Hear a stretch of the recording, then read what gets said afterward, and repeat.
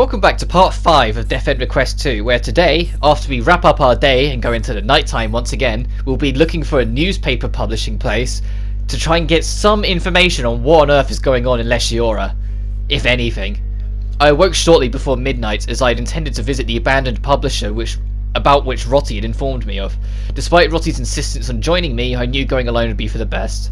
I wanted to avoid waking Rotti, so I slipped my foot ever so slightly out of my bed. "Oh, you're up, Mai?" "Why are you awake?" "I was so excited for a rendezvous that I hardly slept a wink. Ready to go when you are." "Hey, I already told you it's not a rendezvous. We have no idea what we'll find there." It felt like a universal truth that walking around at night as a girl was dangerous. But few places could hold a candle to Leshiora when it came to danger. I know, it's freezing. It's spooky out here, so watch out." I should be telling you. I shook my head and sighed. "Hey, wait up, Mai, don't leave me." And Rotti has officially joined your party. You've now got 2 members in your party. Hooray! So the fights aren't as intimidating as they once were. And because of this, you will now be introduced to super knockbacks and glitch mode. We'll bring up them as and when they come up because we have got more dialogue to go through yet. Because of course we do. Get used to starting every night with more dialogue. Don't worry, I'll be fine as long as I'm with you. A rendezvous with Mai. Be still, my heart. Don't say I didn't warn you if something snatches you away, got it? Okay, no worries. Oh, say fuck. Take a shot every time I say a save point thinking it's a line of dialogue. Anyway, there's a weapon you can buy for Rotti that I recommend picking up straight away, because actually picking up a new weapon for Rotti isn't going to be for a little while, so you might as well just nab that now. As I've said before, because of the DLC, you start with 60,005,000, so because you might not have the DLC, I'll never go below 60,005,000. Which is why you saw me stop there, so technically in my mind I only have 55 gold left. And that's how I'm treating it. I'll use this. Also, every time you go to a new chapter, the next level of bracelets will be able to be brought from the store, as well as a new weapon for every character that is playable. I showed it off a few parts ago, but I didn't talk about it, so I wanted to bring it up again there. But yeah, there is alternate costumes to this game as well. But now, for a while, there is optional dialogue, just like in the first game you can get around camp. Roddy, why do you keep stalking me anyway? Stalk you? Seriously? I mean, yeah? Love at first sight, maybe? You can see I'm desperately trying to find a good camera angle here. Love at first sight. Yeah, I knew as soon as I saw you. Guess I just had a feeling about you. How annoying. How I got stuck with such a headache, I'll never know. You're a meanie. It's all new dialogue is at the start of every chapter. If you're just in the 2nd or 3rd day of a new chapter, there won't be new dialogue here. Really, you've been in this dorm for a while, right? Did you live it by yourself before I came? Yep. Well, actually, I was only alone for a few months. I had a roommate before that. Bridget was her name. We got pretty close. Oh, but it's not like we were an item or anything. Just friends. Okay, so what happened to her? Seems like they found her a foster family a few months ago, so she left. I see. I can't do anything about the long pauses between dialogue. You can't advance it yourself. I miss her, but that's what happens here. As long as she's happy, that's all that matters. Right. I wish there was a button so I could just skip through the dialogue so I could do it as I talk, but unfortunately no, there isn't a choice. Hey Rotti, you've been following me calmly, but doesn't this creepy town scare you? Nothing scares me. Sometimes I envy how oblivious you are. To be fair, the longer pause gives me more time to read them. I'm not rushing myself. Meanie, look who's talking. You always sneak out of the dorm. How's that different? I just want to find Sanae. Oh, right. So all she's doing is for Sanae. What's wrong? You haven't responded. It'll be okay, you have me.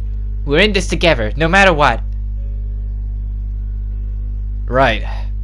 I'll have to call that favor in sometime, Rumi. What kind of food do you like, Mai? There's a lot of dialogue you have with between Roti and Mai on this first chunk, by the way. There's nowhere near as much as this in future ones. Like in future chapters, it's just this one's a huge chunk. Lighten up, we're resting, for I'd get to know you better. I like knowing my favourites are the person I love. Very well, whatever. I have no favourites. What? You gotta be kidding me. What's he going? What? Is a bit of a common occurrence.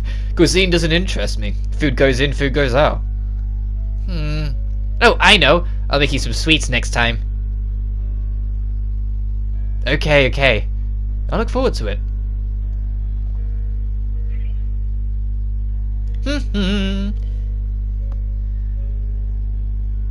Someone's in a good mood. You can tell? You're amazing, Mai. We're like a married couple. Not quite. Anyone watching this would say as much. Anyway, what's the good news? I'm glad you asked. Well... I got some apple pie leftovers from lunch. When we get back to the dorm, I can't wait. Oh. That's it? What? Come on now. These are apple pies we're talking about. Yeah, don't they get kind of hard after a while? Besides, it's from lunch, right? That's old. You'll get a stomachache. It's totally fine. I'm not scared of no stomachache. Apple pies are worth it. But you know what her favourite snack is? Is that so? Hey, Mai. What is Sanaya like? She's always clung to me. She's timid. Doesn't talk too much. In other words, she's meek and docile. I see. I'd love to meet her someday. You can't. What? Why not? Well, you'd probably rub off on her knowing you, Rossi. You'll rub off there, fucking see? Even she thinks so. What?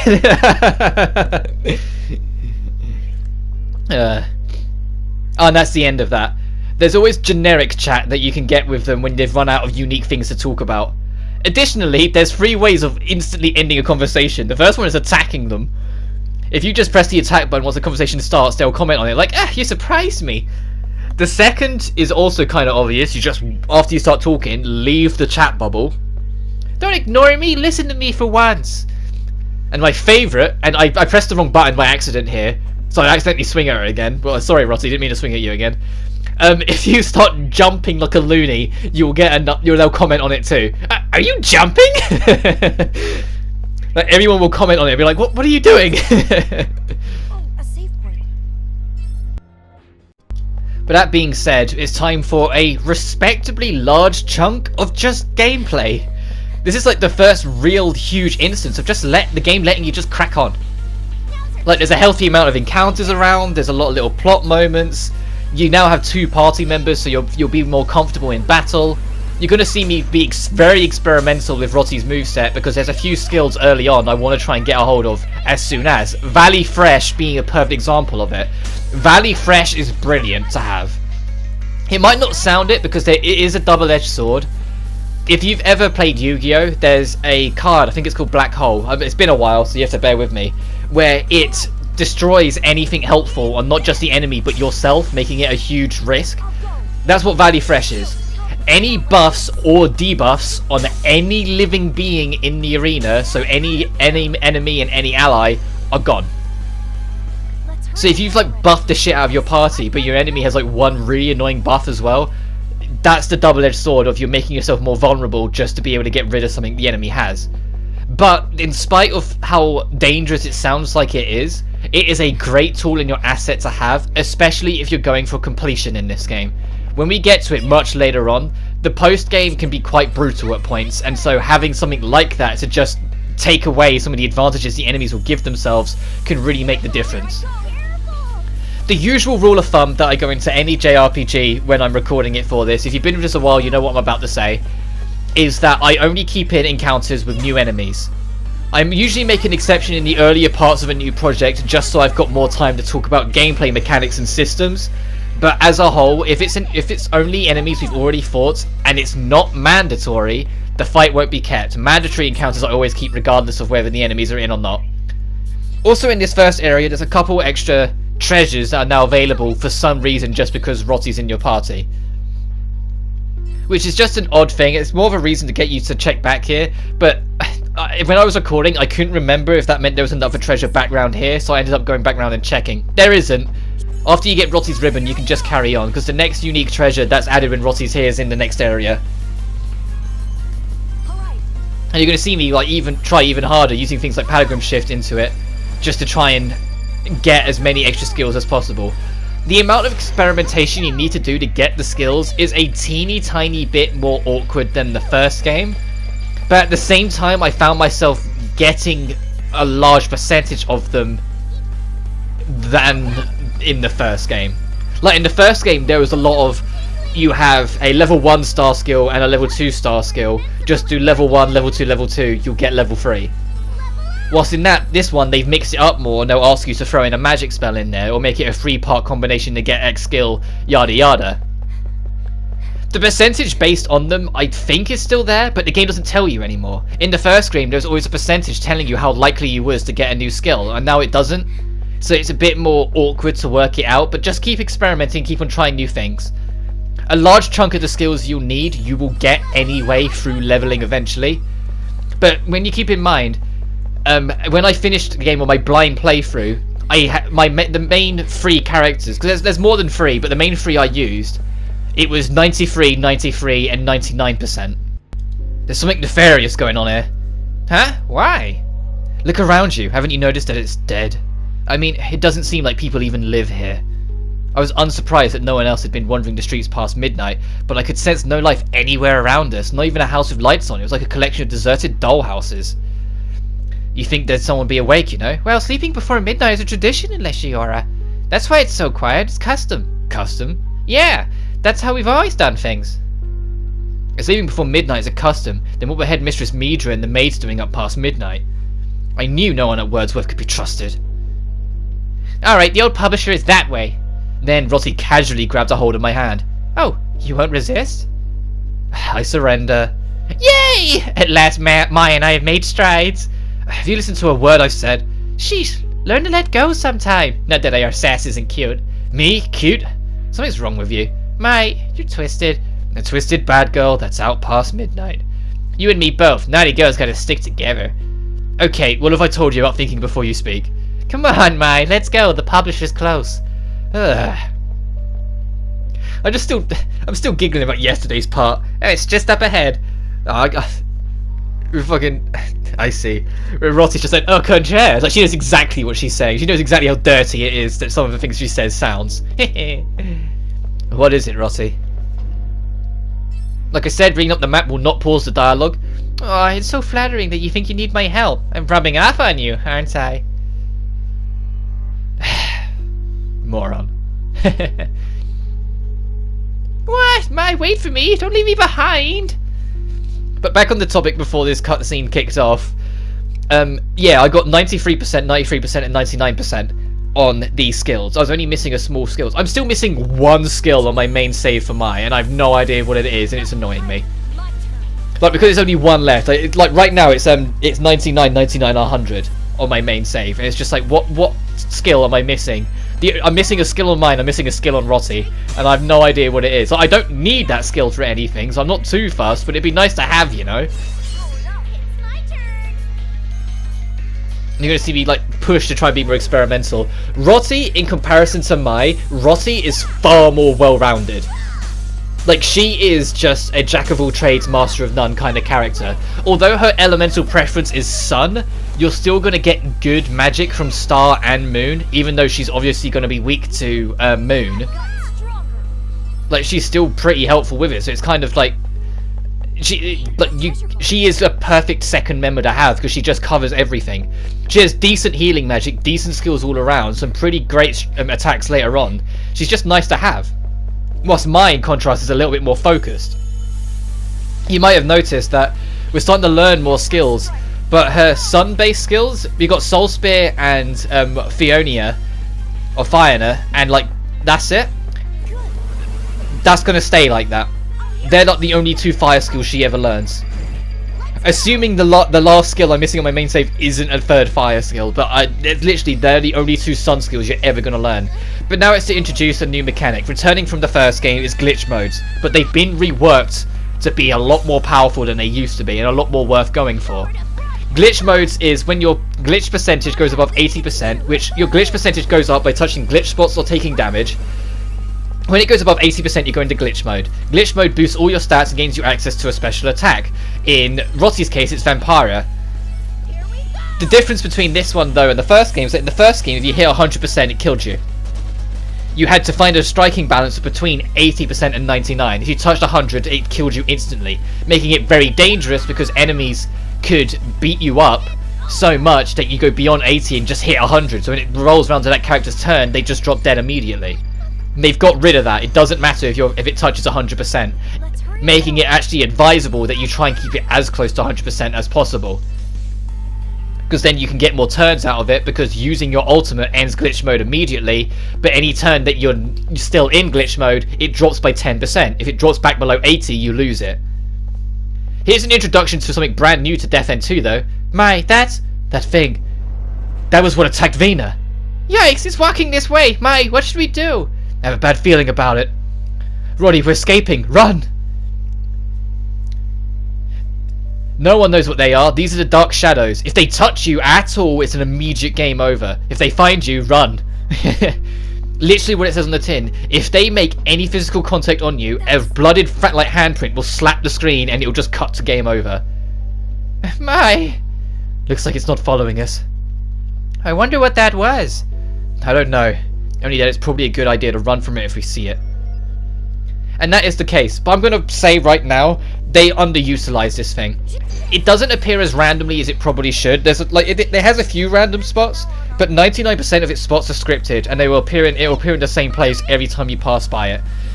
Which so makes it a bit more predictable and easy to get around. Might just let revive. She can now pick up a fallen teammate. Secondly, it's slow as shit.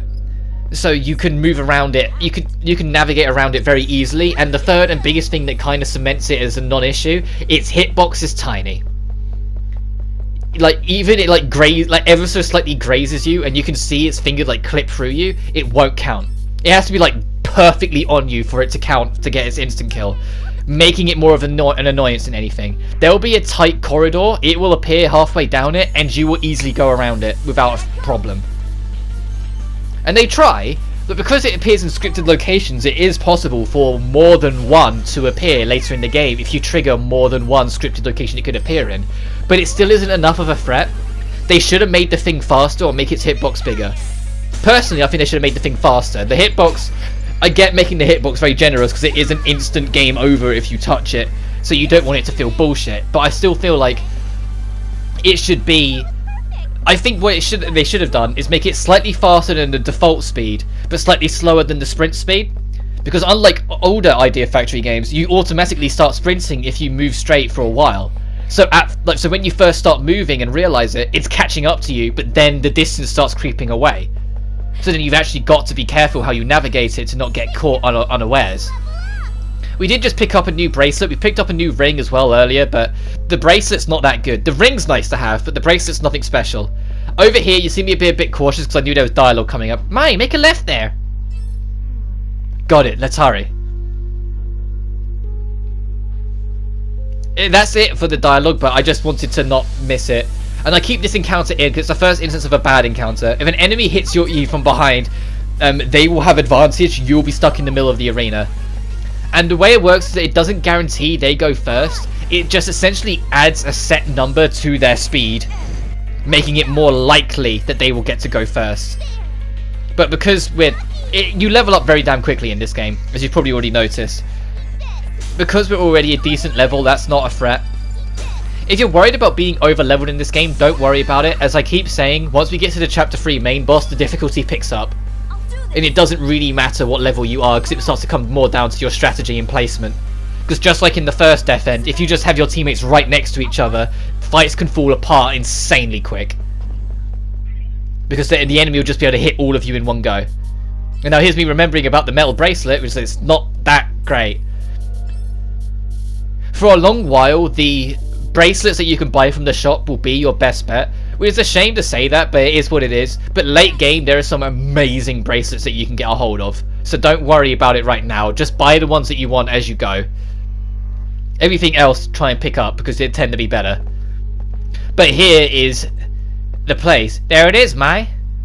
You'd never think it was a newspaper headquarters back in the day. It was dilapidated, a shell of its former glory. One could only surmise it was a publisher from broken printer parts littered around. Thankfully, despite being a restricted area, the building seemed like it could hold us without collapsing. Help you find what you came for, let's go. Roddy, stop! I saw something jump in the corner of my eye, so I pulled Rossi back as a reflex. Thanks, Mai. What is it? Is it an animal? Might be that monster. It resembled no animal I'd ever seen. It was bizarre, misshapen, a monster. Right, guess that explains why this place is so cursed. What do we do, Mai? Should we run, or else? We can't. Running it is impossible. Stand your ground. Okay, Mai. Here it comes. If it looks like I'm skipping through the text a little quicker, that's because short story, I had to re-record a chunk of this. Like, when it comes to these big turn-based JRPGs, I do them in post. Like, I do my voice recording in post, but this actual, like, chunk of the... most of this video I had to re-record, because it was just kind of a bit... It just kind of went all over the place. I think, excuse me, I wasn't in the right headspace for it when I recorded it, so I was just kind of rummaging around a little bit. I kind of fucked around a little bit. It glitched out a little, but it was on my PS4, not the game. And then, although it was only 2 lines, I missed that dialogue around the corner because the enemy bumped into me because I wasn't expecting dialogue to be there. I just completely forgot dialogue's there. And I'm too used to the fact that on my New Game Plus run, if you drastically over-level enemies, they won't run at you. They will stay away. They will either ignore you or straight up book it. Enemies that book it away from you, you should probably pursue and fight because they might have something worthwhile. But if they're just ignoring you, it's because you're just too overpowered for them. And so when I was going through New Game Plus, actively searching optional dialogues, because there's a crap ton of them, and I know where they all are, so we won't miss them. I didn't have to worry about missing it because I didn't have to worry about an enemy running into me. But now on a fresh save for this recording, enemies can run into me because I'm around their level. I also, like, small detail, characters comment on glitch modes. Like, you said Rossi there going, my glitch mode is so cute.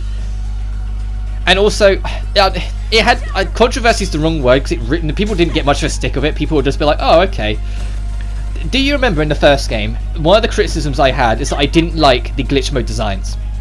I straight up said that I felt like they didn't understand the sexy power balance that the Neptunia games had mastered so well. It felt like, let's just put a ribbon around them and call it a day. Like, they were basically naked and that was the end of it. Well, in Death End 2, they've remedied that. And they haven't quote-unquote censored them. It was a design choice. You look through the art book. And I much prefer it. They can have the sexy power balance mastered in this one. Well, mastered might be the wrong word, but it's a shit ton closer to it than the first game, where it was just, they're naked, basically. But that's the end of that mini-boss. It's not too hard. The moment you get glitch mode, the fight's over. I'm telling you now. But if you're trying to do it without glitch mode, your priority is physical attacks. Made it! Yeah, it was a close call. But we did it. Hey, you have one too? The friendly monster? Whoa! This is the first I've seen it! Do you think it's friendly? It disappeared. Strange. It's dusty here. It's been deserted for a while. No one's allowed to come here. Hey, what happened to whoever used to work here? Well, these are only rumors, but I hear they passed away. Passed away? Indeed. They hanged themselves. Wish I never asked.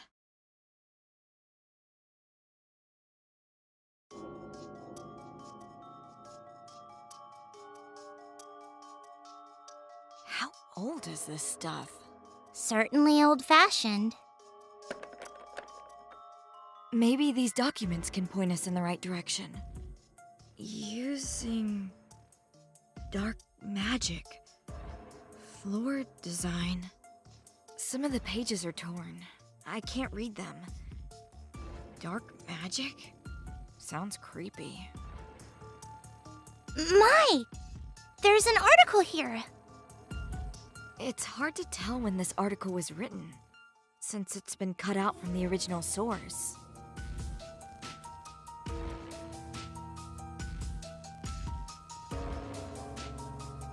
This is a list of missing persons from some mass disappearance. Wow, there's so many.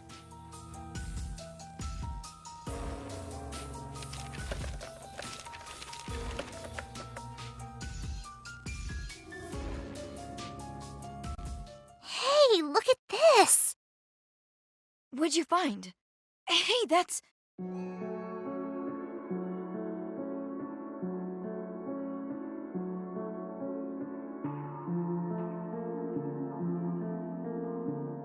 It's thin, wide.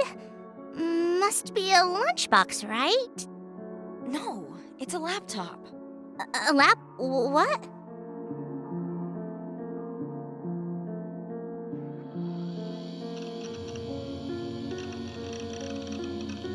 It's alive!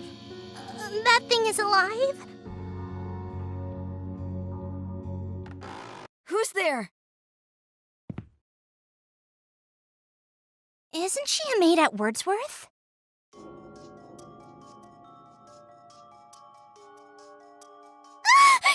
Roddy, get back!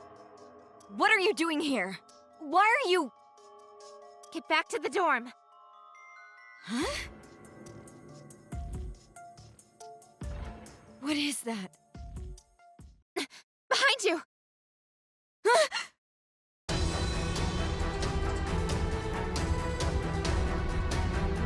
My!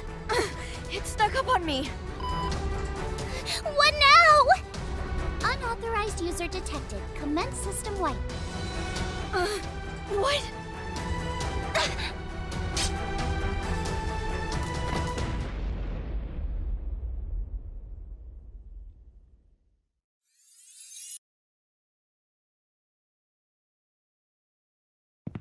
Ouch! What was that? Why would the laptop... What were you thinking? That was close. Roddy, are you hurt? No, I'm fine. What a lovely photograph. Are you serious? That's no photo.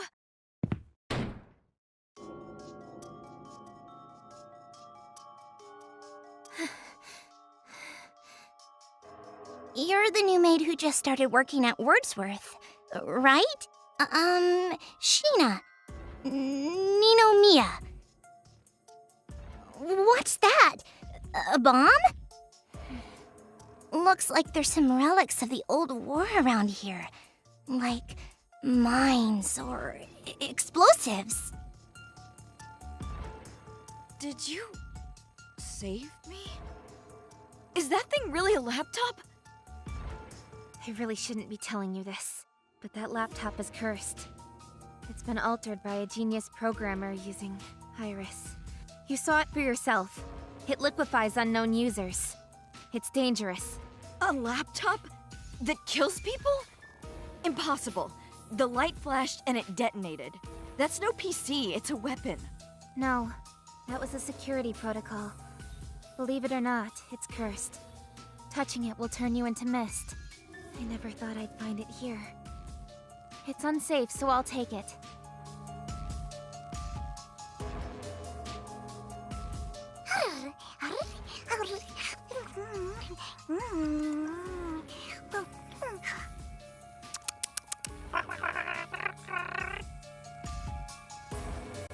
Oh, Bucky.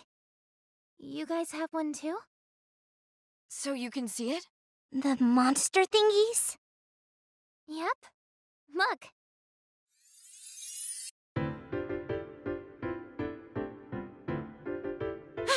What is that? Is it alive? Yes. We call those who can see these monsters adepts. People who awaken as adepts are able to create a guardian spirit to protect them. They assume a form that represents their host's form. A ghost with a will. We call them buggies. Buggies? I don't get it. Kind of like an angel? You catch on quick. Yes, exactly. So why were you looking for that PC? I'm looking for a laptop that contains all of this world's information. But people who open it don't live to see it.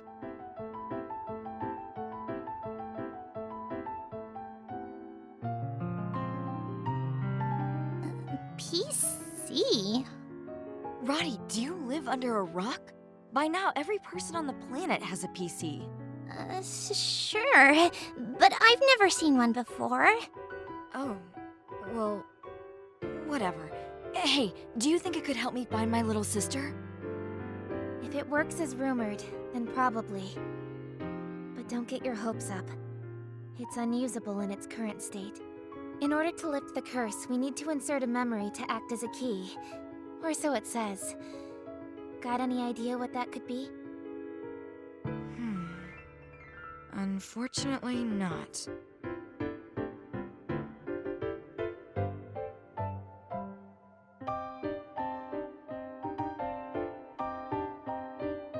I see. You don't know. Let's return home then. Miss, are you hurt? I'm fine, Sheena. Thank you.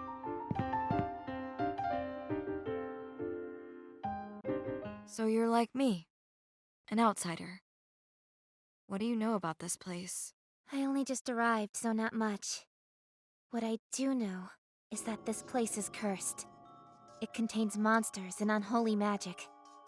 Leshuara has a reputation for its history with the occult. Many secrets lurk within Wordsworth, too.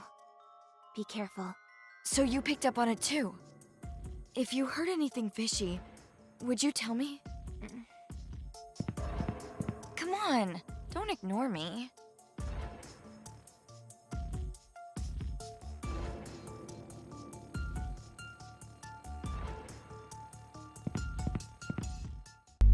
So yeah, just in case there's any doubt, Sheena Ninomiya, the protagonist of the first game, is indeed back in this one. And she mentioned Iris, which if you played the first game should ring alarm bells. Morning. You seem really tired. Have you not slept? Yeah, I had so much on my mind. It was so dangerous yesterday. That too, but at the end of the day I couldn't really investigate much of this town. Yeah, the monsters, Sheena, so much happened we couldn't look into things. But don't push it, Mai. What are you gonna do if you collapse? This is nothing. I won't like it if you collapse, so if things are going to be tough, you tell me, okay? I'll take you to infirmary right away. If things get tough, I'll take you up on it. When she looks at me so concerned, I couldn't be cold to her as I usually was. Promise? I mean, if you want to, we could both be sick and warm each other up in the bed. I feel dumb for opening up a little. I was just kidding, Mai. But I guess I feel a little better now, thank you. You're welcome. No point in stressing? Alright. And on that note, next time on Death End Request 2, we'll try and see if we can learn a little bit more about Sheena and what on earth she's up to, and that murderous PC that's got Iris installed on it. But until then, you take care now.